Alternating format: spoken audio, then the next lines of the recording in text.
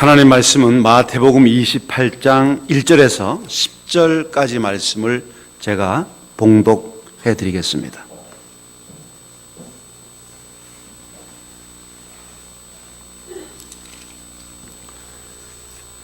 마태복음 28장 1절에서 10절까지 말씀을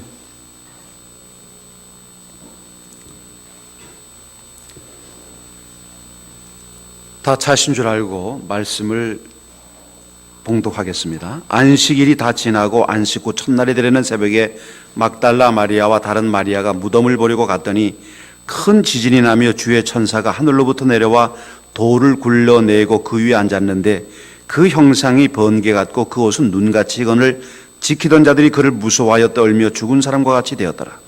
천사가 여자들에게 말하여 이르되 너희는 무서워하지 말라.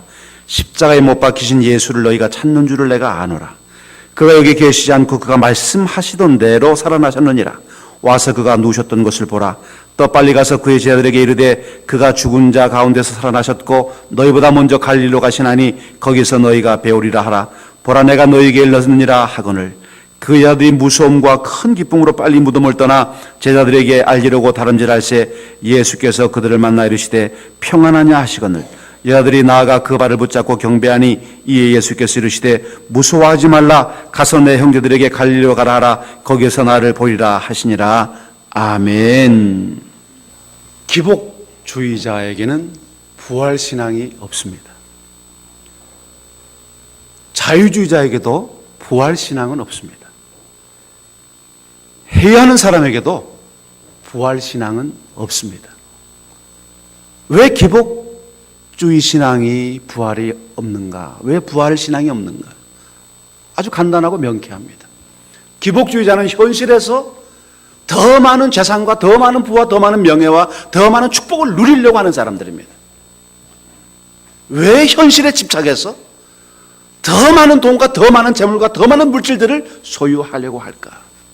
그들은 그 다음 세계가 있다는 것을 모릅니다. 주님이 준비한 나라는 이 땅의 그 어떤 곳과 비교할 수 없는 가장 아름다운 나라인 것을 그들은 알지 못합니다.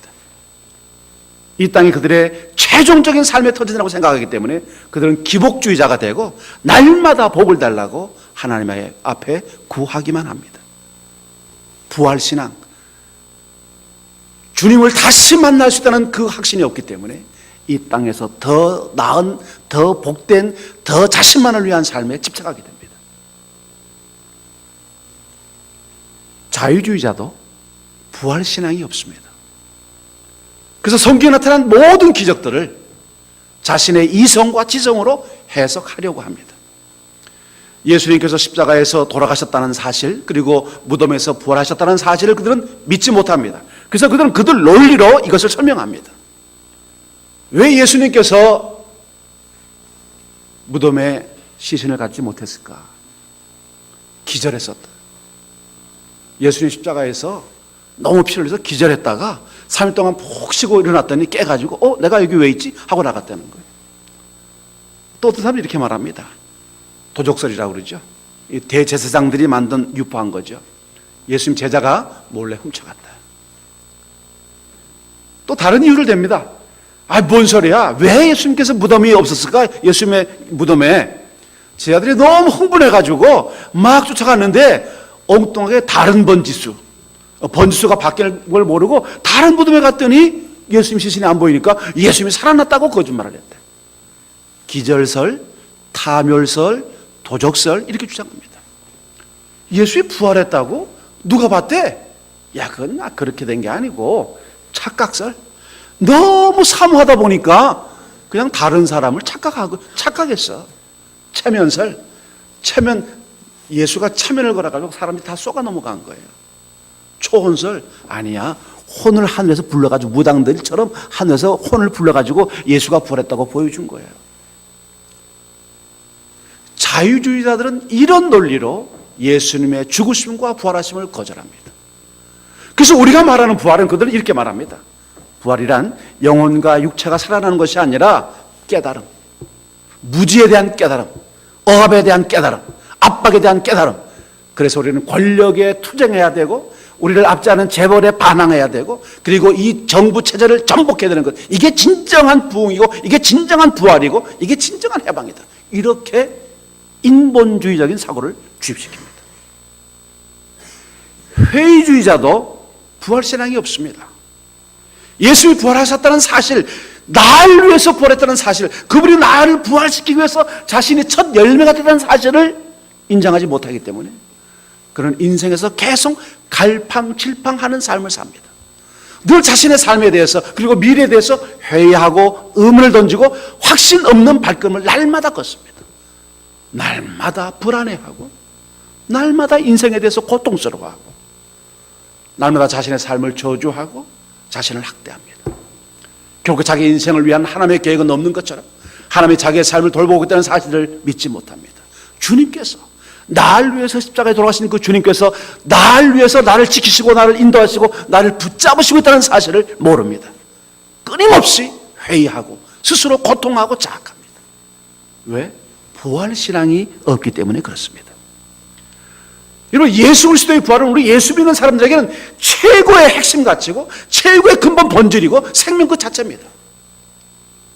예수의 부활이 없다면 오늘 우리는 어떤 소망도 가질 수가 없습니다. 죽은 그리스도는 우리에게 생명을 약속할 수 없습니다. 왜냐하면 돌아가신 죽은 그리스도는 아무도 구원할 수 없기 때문에 그렇습니다. 이런 빈 무덤은 무엇을 의미합니까? 예수 그리스도께서 하나님의 아들이심을 우리에게 증명해 주신 겁니다. 예수님은 우리 모두에게 장래에 하나님의 우리를 위해서 예비한 기업이 있다는 것, 영원한 하나님의 나라가 있다는 것을 우리에게 보여주고 있습니다. 이미 죽은 그리스도인들을 우리가 다시 만나게 될 것이라고 하는 희망을 갖게 됩니다. 그리스도께서 타락한 죄인들을 마지막 때 심판하신다는 사실을 또한 입증해 줄 것입니다.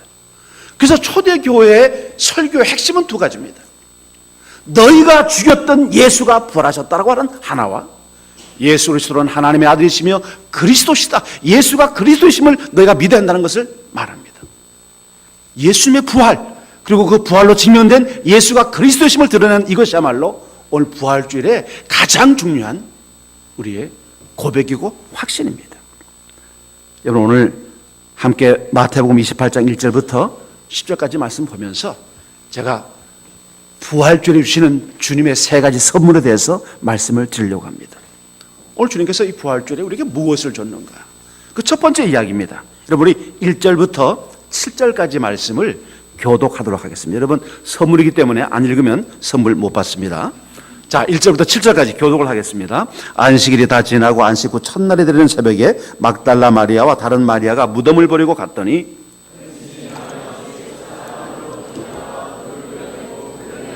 그 형상이 번개 같고 그 옷은 눈같이 희건을 천사가 여들에게 말하여 이르되 너희는 무서워하지 말라. 십자가에 못 박히신 예수를 너희가 찾는 줄을 내가 아노라.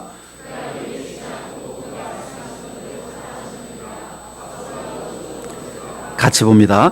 더 빨리 가서 그의 제자들에게 이르되 그가 죽은 자 가운데서 살아나셨고 너희보다 먼저 갈리로 가시나니 거기서 너희가 배우리라 하라. 보라, 내가 너희에게 일렀음이라 하거늘. 아멘. 여러분, 첫 번째 선물은 예수님께서 부활하셨다는 겁니다. 누굴 위해? 날 위해. 제가 학생회 지도하던 교사 시절이 있었어요. 여름 방학이 되면 학생들을 다 데리고 이제 수련을 갑니다. 그래서 이제 저기 의암댐에 있는 학교를 빌려서 수련을 하고 마지막 날은 옥상에 올라가서 이제 철야 집회를 이제 하는데, 애들이 이제 그 수련회 때 은혜 받은 걸 간증하라고 하면요, 이 목사님네 집 애들하고 장로님 집 애들이 나와가지고 꼭 이렇게 간증을 해요. 우리 아빠는 목사님이에요. 우리 아빠는 장로님이에요. 근데 나는 구원을 몰랐어요. 나는 예수님을 몰랐어요. 이제 여기 수련회 와서 예수님을 알았어요. 이렇게 하는데 마음에요, 야, 이거 애 낳으면 잘해야 되겠다. 이거 우리 아들놈 나가지고 또 간증한다고 나와가지고 우리 아빠는 JDM 대표예요. 나는 대학 때 이제 예수님을 이러면 큰일 나겠다 해가지고요, 우리 애한테 어릴 때부터 이걸 주입을 시키는 거예요. 야, 호아야, 예수님이 누굴 위해서 죽으셨냐? 우리 새끼야, 무슨 우리야? 너, 나. 너야, 너. 자, 그 개인적인 말 있죠. 접목을. 우리가 아니고 너 자신, 너 죄 때문에. 아빠 죄, 너 죄. 엄마는 뭐 죄 없으니까 죄 없고, 동생 죄. 이렇게 너 죄. 이렇게. 여러분, 오늘 우리 안에서 가장 중요한 게 뭐냐? 예수님이 날 위해 있다는 거예요. 예수님의 부활이 날 위해서 있었다는 사실이에요. 믿습니까? 부활이 어떤 방식으로 일어나느냐, 어떤 생물학적이나 어떤 화학적인 반응으로 예수님의 부활을 경험했느냐, 이런 설명은 아무것도 없습니다. 이런 복음서에는요, 예수님이 어떤 방식으로 부활했다는 데에 대해서는 설명이 없어요. 예수님이 부활하셨다라고 하는 그 사건 장면을 이야기해 주죠. 이게 뭐 생물학적인 어떤 변화를 줬다든가 화학적으로나 물리학적으로 어떤 작용이 있었다는 설명은 없습니다. 꼭 창세기 1장 1처럼 태초에 하나님이 천지를 창조했다라고 되어 있지, 창조를 어떤 방식으로 했다? 없어요. 하나님의 존재가 어떻게 시작됐다? 설명도 없어요. 왜? 너무나 당연한 거니까. 예수의 부활은 너무나 당연한 것이었다. 자, 너희는 와서 보라는 것이죠. 단지 부활하던 예수님이 어떻게 우리에게 발견되어졌는지, 어떻게 그분을 만나게 되었는지에 대해서만 사복음서가 우리에게 설명을 해주고 있습니다. 이런 복음서는 각각 예수님의 부활이 어떻게 발견되었는지에 대한 정보를 우리에게 제공했을 뿐이지 예수님의 부활의 방식은 설명하지 않습니다. 왜? 너무나 당연하고 확실한 것이기 때문에 그렇다는 것이죠. 여러분, 이 부활은 반드시 일어나야만 할 사건이었고, 반드시 일어나야 될 사건이었고, 반드시 우리 속에 적용되어야 될 사건이에요. 여러분, 2절 말씀 보면요, 큰 지진이 나며 주의 천사가 하늘부터 내려와 돌을 굴러내고 그 위에 앉았는데, 천사가 이 막달라 마리아와 다른 마리아에게 무엇을 해주는지 살펴보게 되면요, 예수님의 부활 사건이 너무나 확실하다고 하는 것을 우리에게 증명해 주고 있습니다. 2절 말씀에 이미 살아나셨음을 보여주시기 위해서 오신 거죠. 이미 살아났다고 하는 것을 보여주기 위해서 천사가 온 것이죠. 2절도 보니까 돌을 치우는데 여자들이 치운 게 아닙니다. 천사가 치워줬습니다. 그 두 여인네가 이 예수님의 무덤을 갈 때 걱정했던 게 그 돌이었었어요. 그걸 치웠습니다. 그리고 그 보호처서는 군인들을 쫓았습니다. 그리고 6절 말씀 보니까 예수님이 누우셨던 그 빈 안치실을 보여줬습니다. 아무것도 없지 않느냐, 주님께서 누웠던 것이. 여러분, 그리고 6절 참 중요한 말씀이죠. 그가 여기 계시지 않고라고 하신 말씀 다음에 이거예요. 그가 말씀하시던 대로 살아나셨느니라. 아멘. 그가 말씀하시던 대로 살아나셨다. 이게 천사가 우리에게 주는 확신이었습니다. 여러분, 26장 마태복음 26장 32절에서 예수님께서 이 말씀을 하셨어요.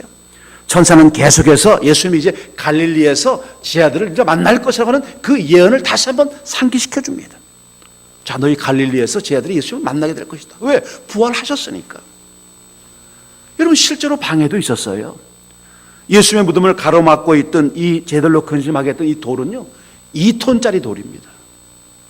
2톤짜리 돌이 있었어요. 실제로 그 만남의 방해가 됐어요. 그러나 천사는 그것을 제거했습니다. 왜? 죽은 예수를 만나러 가는 게 아니었습니다.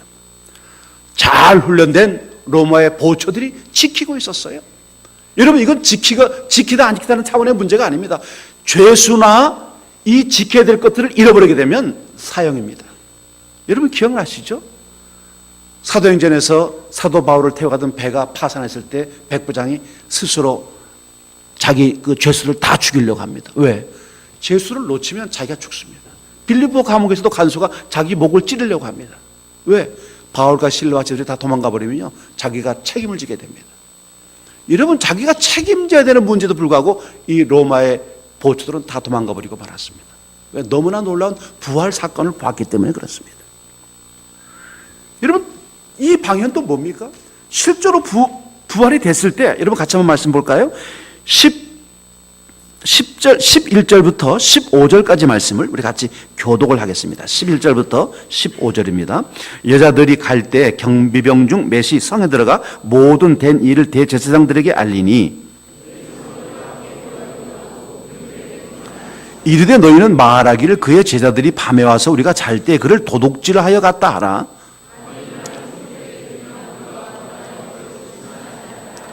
군인들이 돈을 받고 가르친 대로 하였으니 이 말이 오늘날까지 유대인 가운데 두루 퍼지니라. 이게 도적설이라고 하는 겁니다. 예수님의 시체가 없는 것에 대한 설명이 뭐냐? 도적설이라는 뜻입니다. 이런 식으로 예수님의 부활에 대한 잘못된 정보를 주는 것이죠. 그러나 여러분, 중요한 게 뭡니까? 이제 중요한 것은 오늘 이 부활하신 예수 그리스도를 통해서 지금 현 1072억 인구 가운데 23억의 사람들이 예수를 믿는 사람이 되었다는 사실입니다. 6절 말씀에서 그가 여기 계시지 않고 그가 말씀하신 대로 살아나셨느니라. 와서 그가 누우셨던 곳을 와서 보라고 말씀했어요. 예수님께서는 살아났다. 그 죽은 시신을 볼 수 없고 그 죽은 시신의 냄새를 맛볼 수 없다는 겁니다. 이제 예수님께서 부활하심으로 그가 말씀하신 모든 것들이 진실이고 진리였고 실제로 나타났다는 것을 우리에게 확실하게 보여주시고 있습니다. 예수님은 자신의 부활을 통해서 완전하고 영원한 구원을 우리에게, 우리 각자에게 주시고 있습니다. 여러분, 오늘 우리가 다시 한번 자문하는 것이 있죠. 나는 예수님의 부활을 확신하고 마지막 때 내 안에 부활이 나에게 일어날 것을 믿는가? 여러분, 부활을 믿습니까? 부활 신앙이 없으면 우리 믿음도 헛것이고 우리의 헌신도 헛것이고 우리가 전하는 것도 헛것이고 우리가 살아왔던 주님을 따르는 삶도 다 헛것입니다. 아무것도 아니에요. 정말 이 세상에서 우리가 가장 불쌍한 사람이 될 것이라는 것이죠. 사도 바울은 자기의 생애를 주님을 위해서 목숨 걸었습니다. 왜? 부활의 신앙이 있었어요. 예수님의 11제자들도 다 순교했습니다. 그런데 기꺼이 기쁨으로 순교한 이유는 뭡니까? 그 부활을 믿었기 때문에 가능한 것이었습니다. 성경에서 말씀하신 대로 나는 부활이요 생명이 나를 믿는 자는 영원히 죽지 아니할 것이요. 부활이요 생명이신 그 예수 그리스도께서 오늘 우리와 함께 하시는 줄로 믿습니다. 이것이 첫 번째 선물이에요. 그래서 우리는 부활 신앙을 갖게 된 거죠. 두 번째 선물이 뭐냐? 여러분, 제 아들에게 큰 위로와 격려를 주십니다. 우리 8절, 9절, 10절 말씀을 같이 보겠습니다. 8절, 9절, 10절입니다.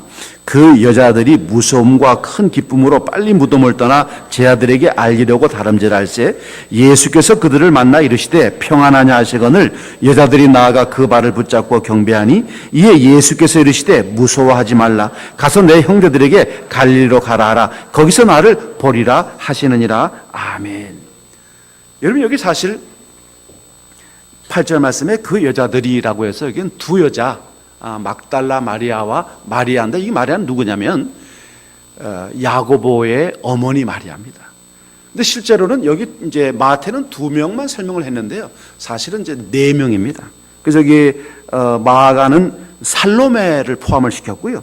누가는 구사의 아내 요한나, 이 누가복음에 예수님의 선교 사역을 물질적으로 도왔던 이 구사의 아내 요한을 포함시켰습니다. 어쨌든 중요한 것은 뭐냐? 이 마태가 말한 마리아가 야고보와 요셉의 어머니 마리아라고 한다고 하면 4사람이 이 목격을 했는데 오늘 뭐라고 말하느냐? 주님께서 무서워하지 말라. 오늘 너희가 그렇게 만나고 싶어 했던 바로 그분을 만나게 해주는 위로가 있다는 것이죠. 여러분, 저는 사실 이 예수님의 부활을 통해서 두 번째 선물을 얘기하고 싶었을 땐 사실 제가 생각했던 건 다른 거였습니다. 뭐냐면 예수님이 부활하시고 난 다음에 그 따르던 12제자들이 처참한 배신을 합니다. 여러분, 도마가 얼마나 자신만만했습니까? 자, 주를 위해서 죽으러 가자. 대단한 사람이었죠. 정말 의리의 사나이였어요. 베드로도 어땠습니까? 칼을 빼들고 말고의 길을 자를 정도로 주님을 지키려고 하는 그런 사람이었습니다. 그런데 비참하게 무너집니다. 그렇게 자신만만하던 제자들이 비참하게 무너지고요. 끝까지 그 곁을 지켰던 제자는 요한 한 사람이었습니다. 자, 이 정도 분위기가 되면 만약 제가 내 제자들이 그렇게 했다고 하면 야 3년 동안 내가 너 DTI 훈련시켰는데 꼴이 6골밖에 안 되냐? 아니, TTS를 3년씩이나 받은 놈이 말이야. 자식아, 막 큰 소리나 치지 말지. 큰 소리는 왜 쳐? 할 수 있는 온갖 말로 구박을 해댔을 거예요. 너 훈련 받을 때부터 알아봤어. 설치고 까불더니 말이야. 하는 짓이 그렇지 뭐. 너는 도대체 큰 소리만 뻥뻥 치지 그냥 버블껌 같아. 풍선껌. 결정적인 순간에 말이야. 하여튼 지금 생각은 잘 안 나요. 저는 제대로 훈련시키면서 구박을 안 해봐가지고요. 생각은 잘 안 나는데 하여튼 엄청 구박도 하고 학대도 하고 쪼기도 하고 비아냥거리기도 하고 말이죠. 배설이 다 했을 것 같아요. 근데 여러분, 주님이요, 한 번도 자신을 따르고 십자가를 벗어난 사건에 대해서는요, 언급하지 않습니다. 하나님의 말씀을 깨닫지 못한 데 대해서는 야, 이 강팍한 자야 라는 말씀을 하셨어요. 근데 그들이 주님을 버리고 떠난 것들에 대해서, 주님을 포기한 것들에 대해서는요, 주님이 한 번도 타박을 하지 않으셨어요. 이게요, 얼마나 위로가 되는지 몰라요. 그 유대인들이 무서워서 문을 걸어 잠그고 떨고 있을 때 주님께서 들어오셔서는요, 평안하라 라고 말씀하십니다. 야, 꼴 같은 것이 다 모여있네 이렇게 말씀하는 게 아니에요. 샬롬을 외쳐주는 것이죠. 오늘 우리에게 줄 수 있는 게 뭔가? 주님은 우리에게 이 부활절이 우리에게 주신 이 메시지가 뭔가? 부활신앙은 우리에게 뭘 주느냐? 위로와 격려와 샬롬, 평안을 준다는 겁니다. 오늘 주님께서 주시는 이 은혜가 얼마나 놀랍냐? 그러니까 우리가 부활신앙이 있을 때 삶의 스타일이 달라질 수밖에 없다는 거예요. 여러분, 우리 9절, 10절 말씀을 같이 한번 보십시다. 9절, 10절을 같이 읽습니다. 예수께서 그들을 만나 이르시되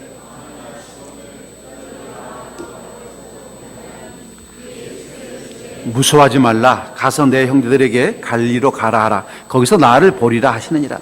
11제자가 예수님을 만나려면 갈릴리로 가서 기다려야 됐었어요. 근데 여자들에게는요, 주님이 나타나 주셨어요.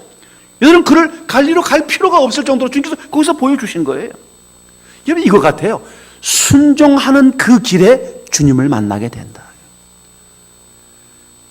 정말 주님을 사랑하고 주님을 기쁘시게 하고 주님을 사모하는 사람은 주님이 나타나 주셔서 만난다는 거예요. 여러분, 꼭 우리 사랑하는 여러분들, 주님 만나는 여러분 되시기를 바라겠어요. 여기서 은혜가 뭐냐? 예수님께서 천한 여자들에게 먼저 나타나셨다는 거예요. 이 유대사회는 여자는 2등 시민입니다. 1등 시민이 아닙니다. 족보의 이름도 올라가지 않습니다. 항상 천대받던 사람들이었죠. 근데 주님께서는 이 현장에서 여들에게 나타나 주셨어요. 이 여들에게 나타난 그 주님, 그 은혜, 그 축복을 뭐라고 표현할 수가 있겠습니까? 난 이걸 이렇게 말하고 싶어요. 열심 있는 자들에게 임하는 축복. 막달라 마리아와 요한나와 살로메가 그렇게 주를 만나고 싶어 했어요. 죽은 예수님의 시신이라도 보고 싶어 했던 그 열망들, 어떻게든 주님을 만나고 싶은 그 열망 속에 주님이 그 은혜를 더하신 게 아닌가. 오늘 사실 여러분, 우리가 이렇게 예배하고 있지만 이 자리에 참석할 수 없음에도 불구하고 악착같이 온 분도 있습니다. 직장에서 학대받으면서 몸이 너무 힘들어서 발 한 자국도 움직일 수가 없는데 어쨌든 그래도 주님을 만나 예배하겠다는 그 심정으로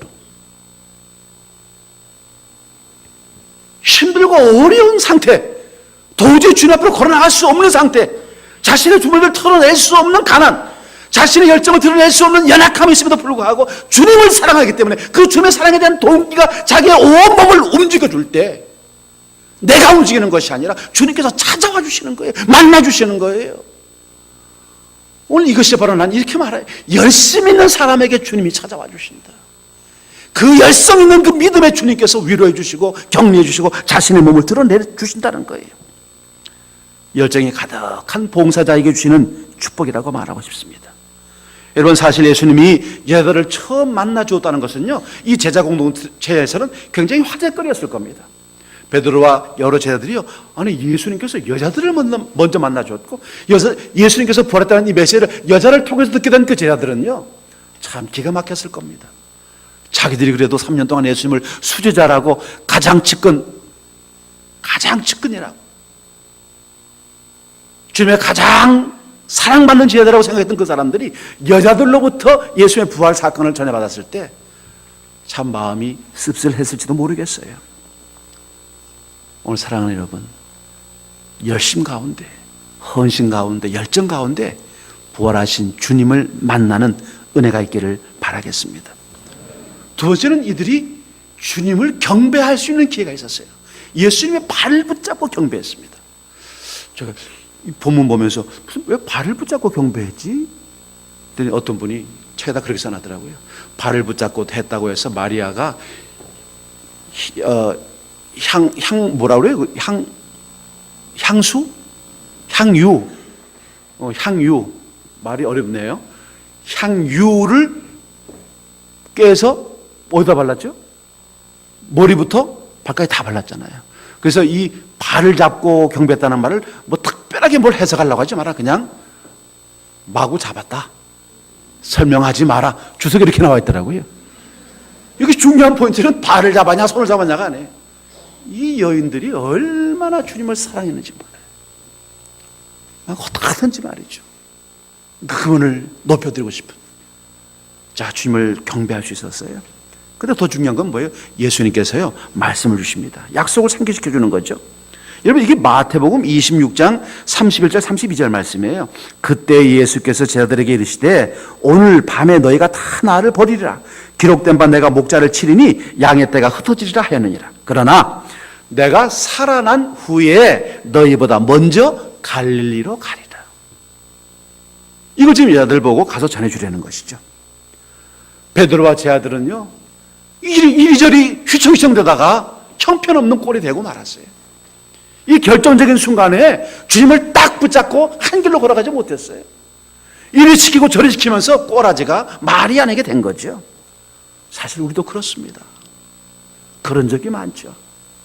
주님을 사랑한다고, 주님을 위해서 뜨거운 삶을 살겠다고, 정말 내가 받은 은혜를 주님 앞에 고스란히 내놓는 삶을 살겠다고 말했던 난데 살다 보면서 이리 지키고 저리 지키면서 참 형상이 꼴이 아니게 내가 이 직에 맞는 내 삶이 있는가라고 생각하면 참 부끄럽고 창피한 일도 많죠. 이걸 보게 되면 구원이라고 하는 것은요 인간의 성실성으로 얻어지는 게 아닌 것 같아요. 예수님이 주는 구원이 우리가 막 착하고 막 또박또박 출석부에 도장 찍고 도장 탁탁탁 찍어내는 이런 거 가지고 되는 게 아닌 것 같아요. 우리가 그죠 깨지고 부서지고 넘어지고 그냥 불러도 주님의 그 은혜, 그 사랑, 그 자비 때문에 이 구원의 대열에 있는 거죠. 여러분, 우리가 신뢰하는 것은 부활입니다. 예수님이 다시 사셨다는 것을 믿는 것이죠. 우리가 충성한다고 부활을 얻는 게 아니에요. 오직 주님을 붙잡고 있는 것이죠. 오늘 여인들에게는 바로 주님을 향한 이 위대한 메시지가 전해졌어요. 여러분, 말씀으로 확신을 얻는 여러분들이 꼭 되시기를 바라겠습니다. 말씀 한마디 한마디가 우리의 삶에서 그대로 이루어지리다 고백하는 여러분들이 되시기를 바라겠어요. 그리고 여러분, 어떤 위로를 주시느냐, 참 기가 막힌 거예요. 저는 이 말씀 보고 너무 놀란 게 뭐냐, 여러분 여기 10절 말씀이에요. 이에 예수께서 이르시되 무서워하지 말라. 가서 뭐에게? 내 형제들에게. 저 같았으면 성질이 못 돼가지고요 이랬을 거야. 내 배신자들에게 이렇게. 에? 주님이요 내 형제들에게. 이거 애정 가득한 말입니다. 사실 헬라어 문장으로는요 굉장히 따뜻하고 보살피고 애정 가득한 표현이에요. 내 형제들.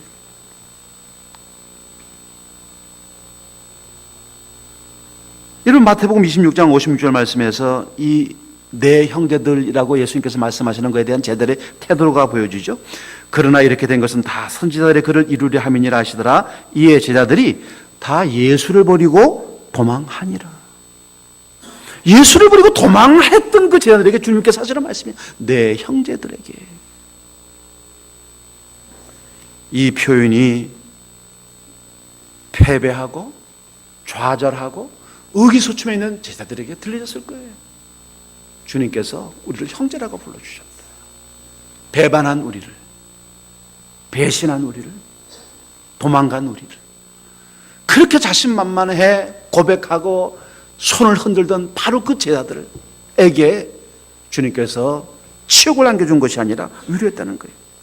그래서 부활을 한 이후에 주님께서 그들을 책망하시거나 경책하시는 장면이 하나도 없다는 거예요. 말씀을 깨닫지 못한 데에 대한 질책은 있었지만 주님은 고개 숙인 제자들에게 평안과 위로와 확신을 주셨어요. 그것만 주셨습니까? 여러분, 바닷가에서 아침 조반을 와서 먹어라. 생선을 고수 주셨어요. 이 얼마나 따뜻한 사랑입니까? 배려할 수 있는 모든 걸 다 배려해 준 거죠. 오늘 저는 이것이 두 번째 선물이라고 봐요. 주는 우리를 저주하고 학대하고 멸시하고 징계하고 경책하고 책망하는 분이 아니고, 채찍을 마구 휘둘러대는 분이 아니고, 끝없이 사랑하고 용서하고 용납하고 기다려주고 위로하고 마음 두드려주고, 내 형제들이라고, 내 아들이라고, 내 딸이라고, 내 가족이라고. 오늘 주님의 위로와 사랑과 용서와 자비를 체험하는 여러분 되시기를 바라겠습니다. 삶에 지치고 힘들고 부활 예수를 잊어버린 채 소망 없이 좌절하고 스스로 냉소하는 나 자신을 위해서 주님의 사랑이 말씀하는 거예요. 내 형제라고 불러주시는 겁니다. 지금 평안이 필요할 때입니다. 내 삶과 내 미래의 삶에 평안이 필요할 때입니다. 주님이 함께 하시고 우리를 배려해 주시는 주님의 위로가 여러분 속에 있어지기를 바라겠습니다. 세 번째는 비전입니다. 주님께서 우리에게 비전을 선물로 주셨어요. 여러분, 16절부터 20절까지 말씀을 교독하겠습니다. 16절부터 20절입니다. 11 제자가 갈릴리에 가서 예수께서 지시하신 산에 이르러 예수께서 나와 말씀하여 이르시되 하늘과 땅의 모든 권세를 내게 주셨으니